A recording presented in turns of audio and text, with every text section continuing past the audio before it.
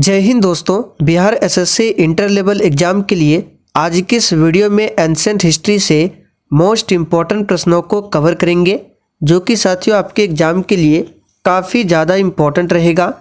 तो साथियों आप सभी सेशन को बिना स्किप किए लास्ट तक पूरा ध्यानपूर्वक देखिए और आज के इस क्लास में आप लोग कितने क्वेश्चन सही कर पाते हैं सेशन के लास्ट में आपको कमेंट करके बताना है।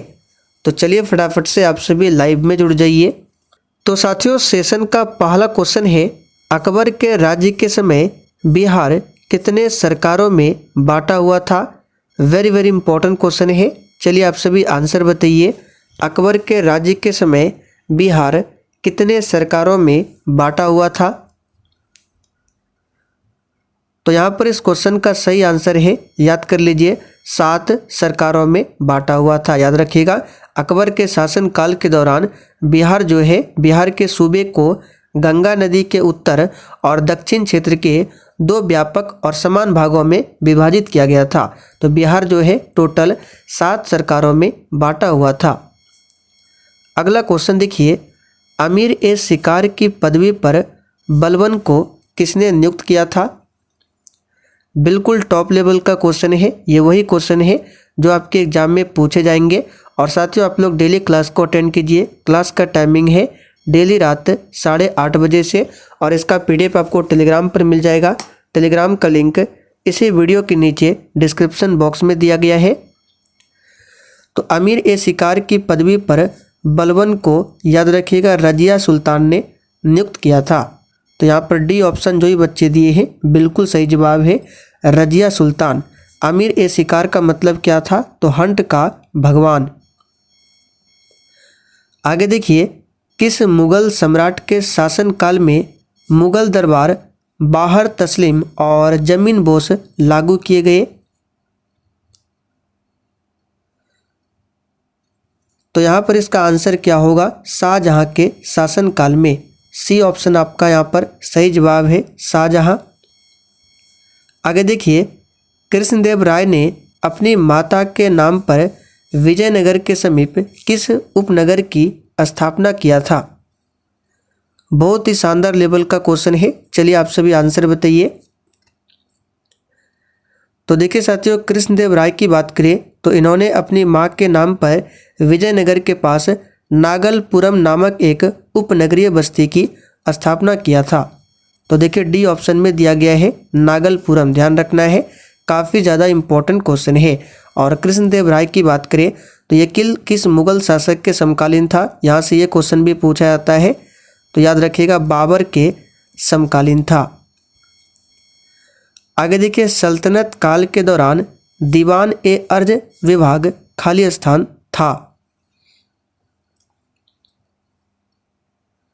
तो यहाँ से आपको 2 क्वेश्चन ध्यान रखना है। सबसे पहला क्वेश्चन, दीवान ए अर्ज क्या था, तो याद रखिएगा ये एक प्रकार का सैन्य विभाग था और इसकी स्थापना किसने किया था, तो याद रखिएगा बलबन ने। तो यहाँ से आपको 2 क्वेश्चन ध्यान रखना है। दिल्ली सल्तनत में दीवान ए अर्ज की स्थापना बलबन ने किया था और ये क्या था, तो सैन्य विभाग। अगला क्वेश्चन देखिए, निम्नलिखित में से कौन सा अकबर के काल का भूमि का वर्गीकरण नहीं है। स्टार मार्क कर लीजिए, एग्जाम के लिए काफ़ी ज़्यादा इंपॉर्टेंट क्वेश्चन है।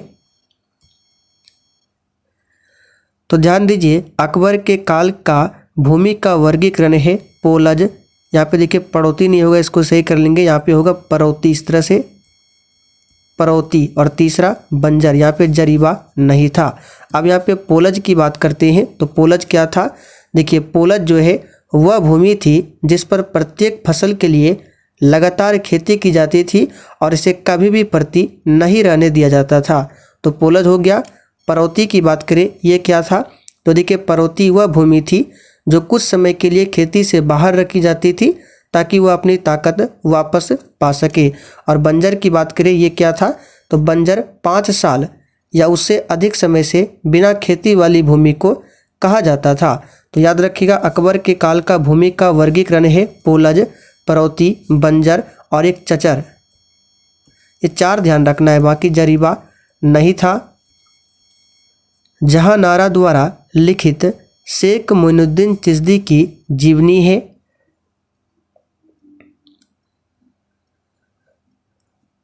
तो यहाँ पर इसका आंसर क्या होगा, याद कर लीजिए, कौन सी जीवनी है, तो याद रखिएगा मुनिस अल अरबाब।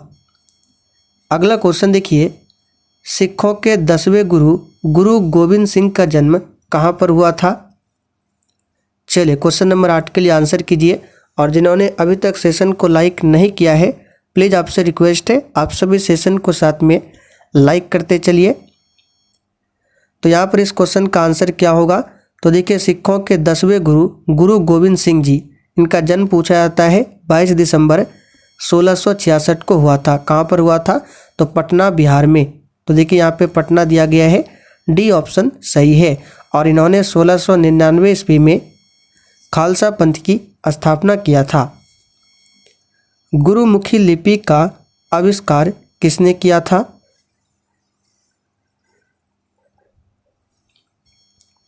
सही जवाब है गुरु अंगद देव ने। गुरु अंगद देव कौन है, तो सिखों के दूसरे गुरु है गुरु अंगद देव। याद रखिएगा सिखों में टोटल 10 गुरु है। गुरु नानक देव सिखों के प्रथम गुरु है। चौथ और सरदेश मुखी का संबंध किस शासक से था।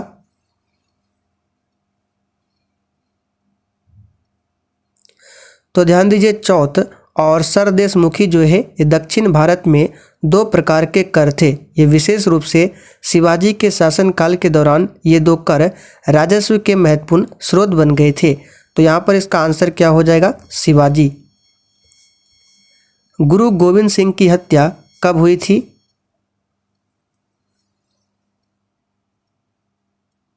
तो यहाँ पर इस क्वेश्चन का आंसर क्या होगा, 1708 में। कब हुई थी, 1708 में। दिल्ली सल्तनत की दरबारी भाषा क्या थी। चलिए क्वेश्चन नंबर 12 के लिए आंसर कीजिए और आप लोग कमेंट करके बताइएगा आज का जो ये क्वेश्चन है इसका लेवल कैसा है। तो यहाँ पर क्वेश्चन नंबर 12 के लिए आंसर क्या हो जाएगा, याद रखिएगा फारसी। दिल्ली सल्तनत की दरबारी भाषा क्या थी, तो याद रखिएगा फारसी। कश्मीर का अकबर किसे कहा जाता है, स्टार मार्क कर लीजिए, एग्जाम के लिए इंपॉर्टेंट रहेगा। तो साथियों कश्मीर का अकबर किसे कहा जाता है, यहाँ पर इस क्वेश्चन का आंसर क्या होगा, जैनुल आबदीन को। किस शासक को अभिनव भारताचार्य कहा जाता है। बहुत ही शानदार लेवल का क्वेश्चन है। और साथियों हम लोग बिल्कुल इसी तरह से Bihar SSC inter level exam के लिए टॉपिक वाइज क्लास करेंगे। आज हमने हिस्ट्री क्लास किया तो कल हम लोग ज्योग्राफी क्लास करेंगे। तो यहाँ पर क्वेश्चन नंबर 14 के लिए आंसर हो जाएगा आपका महाराणा कुंभा। भारत पर तैमूर लंग का आक्रमण कब हुआ था।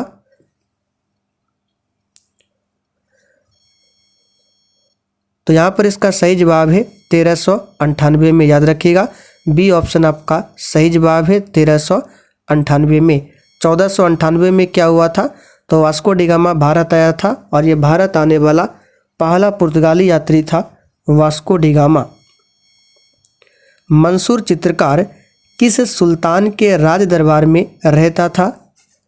चलिए इस क्वेश्चन पर भी स्टार मार्क कर लीजिए, वेरी वेरी इंपॉर्टेंट क्वेश्चन है। बिहार दरोगा में भी ये क्वेश्चन पूछा गया है।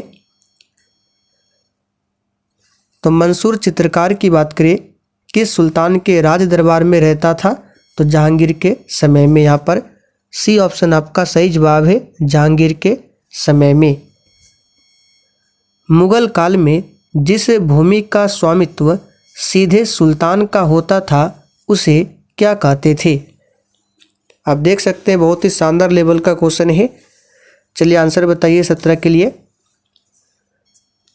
तो उसे कहा जाता था खालिसा भूमि। यहाँ पर आंसर क्या होगा, खालिसा। सही कर लेंगे, खालिसा होगा। चलिए आगे देखिए, सल्तनत काल में दीवान ए ईसा किस विभाग का प्रमुख था।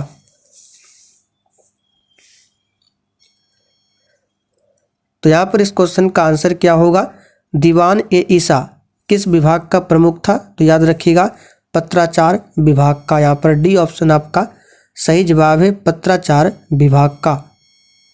भारत का अंतिम मुगल शासक कौन था।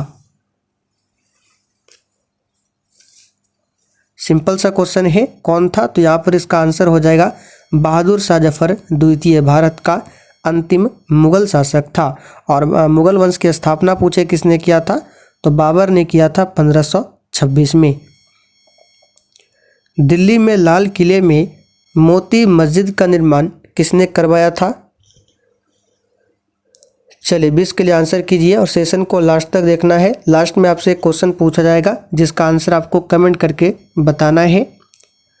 तो देखिए, दिल्ली में लाल किले में मोती मस्जिद का निर्माण करवाया था किसने, तो यहाँ पर इसका आंसर हो जाएगा औरंगजेब ने। किसने करवाया था, औरंगजेब ने।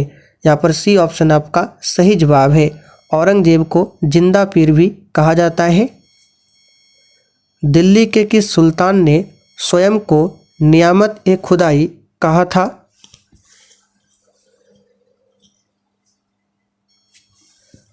तो साथियों, क्वेश्चन नंबर 21 के लिए आंसर क्या होगा, बलबन ने कहा था। सिंपल सा क्वेश्चन याद रखिएगा, किसने किया था, कहा था बलबन ने। मुगल काल में खालिस्तान उत्तर पश्चिम भारत का एक महत्वपूर्ण हस्तशिल्प उत्पादन और वितरण का केंद्र कौन सा था। चलिए 22 के लिए आंसर कीजिए। तो साथियों, यहाँ पर इस क्वेश्चन का आंसर क्या हो जाएगा, कश्मीर था। याद रखिएगा कहाँ पर था, तो कश्मीर था। दिल्ली के किस सुल्तान के बारे में कहा गया कि उसने रक्त और लौह की नीति अपनाई थी। सिंपल सा क्वेश्चन है, बलबन ने। याद रखिएगा। चैतन्य महाप्रभु किस संप्रदाय से संबंधित थे। कल हमने देखा था चैतन्य महाप्रभु का जन्म कब हुआ था। आप लोग कमेंट करके बता दीजिए। अगर आपने कल वाली क्लास को नहीं देखा है, उसका लिंक मैं डिस्क्रिप्शन बॉक्स में दे देता हूं, आप लोग जाकर देख लीजिए और कमेंट करके बताना है चैतन्य महाप्रभु का जन्म कब हुआ था। तो यहाँ पर इसका सही जवाब क्या है, वैष्णव संप्रदाय से संबंधित थे। भक्ति आंदोलन का प्रारंभ किया गया था। वेरी वेरी इंपॉर्टेंट क्वेश्चन है, स्टार मार्क कर लीजिए।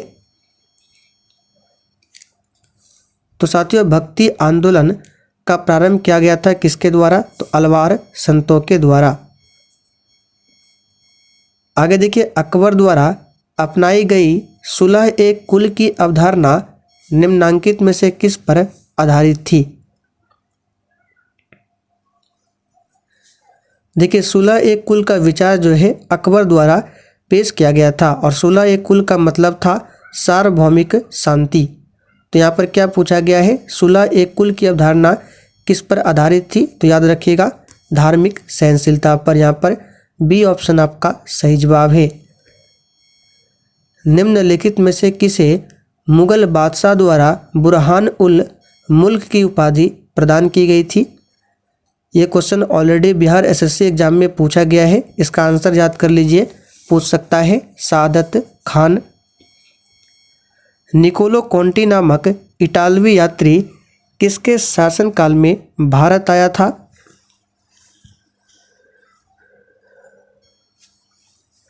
तो याद रखिएगा साथियों, देवराय प्रथम के शासनकाल में। कन्नौज की लड़ाई किसके बीच लड़ी गई थी।